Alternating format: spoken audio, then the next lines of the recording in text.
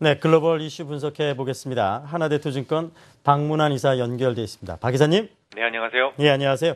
예, 오늘 말씀해 주실 주제는요? 네, 1월에 가장 큰 이벤트를 꼽아보자면 아마 ECB의 통화정책회의, 그 다음에 FMC 회의록을 떠올리실 것 같습니다. 하지만 그보다 더 중요한 뉴스가 하나 더 있습니다. 오늘은 이와 관련된 이야기를 해드리도록 하죠. 네, 말씀드리기 앞서 연초에 거래소가 약하고 코스닥이 강한 모습이 올해도 공식처럼 진행되고 있지요. 이것은 배당에 대한 매력을 잃어버린 거래소의 종목을 정리하고 대신 배당주가 상대적으로 작은 코스닥으로 매수세가 이전되는 매우 오래된 습관성 매매 때문입니다. 하지만 올해는 지난 12월 달에 프로그램 매수가 고작 3,500억 수준으로 지난 2005년도 이후 평균치인 2조 3천억 대비 크지 않기 때문에 말 그대로 습관성 이벤트로 마무리될 공산이 크다라고 판단하고 있습니다. 그럼 본론으로 들어가 보죠. 드라기 총재는 지난 주말 독일 경제지 한데스브라트와의 그 인터뷰에서 물가 안정이라는 임무를 지키지 못할 위험이 6개월 전보다 더 커졌다라고 말을 꺼낸 뒤에 이 낮은 인플레이션이 오래 간다면 올해에는 이 통화 정책의 범위와 속도, 구성을 바꿀 필요가 있다라고 주장했습니다. 조금 어렵게 비빌 것 같습니다만 이 말은 곧 목표 인플레를 달성하기 위해서 양적 완화를 불사하겠다 그런 의미입니다. 흔히 듣던 얘기죠. 유럽의 재정 위기 이후 위기 때마다 드라기 총재는 말로만 천냥빚을 갚아왔기 때문에 이제 그 스스로도 자신의 말에 대한 신뢰감이 좀 떨어졌다라고 생각이 됐는지 한마디를 덧붙였는데요. 자신의 생각에 대해서 모든 이사회의 구성원들도 찬성하고 있다라고 말이죠. 아무튼 그의 발언으로 인해서 유로화가 급락을 했고 달러가 강세를 보였다면 일단 ECB 회의에 대한 시장의 기대감에 불을 붙이는 데는 성공한 것 같습니다. 하지만 이번에 과연 그의 생각대로 통화정책을 과감하게 수정할 수 있을까요?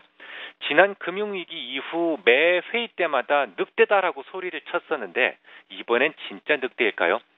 현실적으로 가장 먼저 넘어야 될 허들이 독일인데요. 그동안 조용하던 독일이 여전히 국채 매입에 대해서 반대하고 있다라는 의견을 슬그머니 내놓았습니다. 지난 12월 30일이었죠.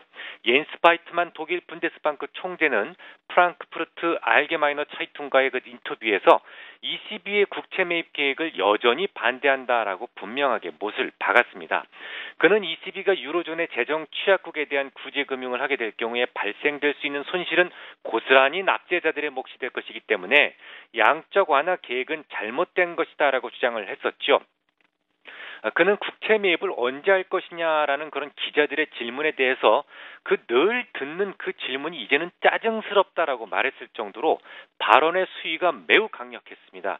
게다가 드라기 총재 자신도 대규모 국채 매입을 언제 실시할 거냐고 묻는 기자들의 질문에 대해서 그건 좀 단정하기 어렵다라면서 슬그머니 꼬리를 내렸다면 결국 이번에도 뭔가 획기적인 조치가 나오기는 어렵다라는 말이 되겠죠.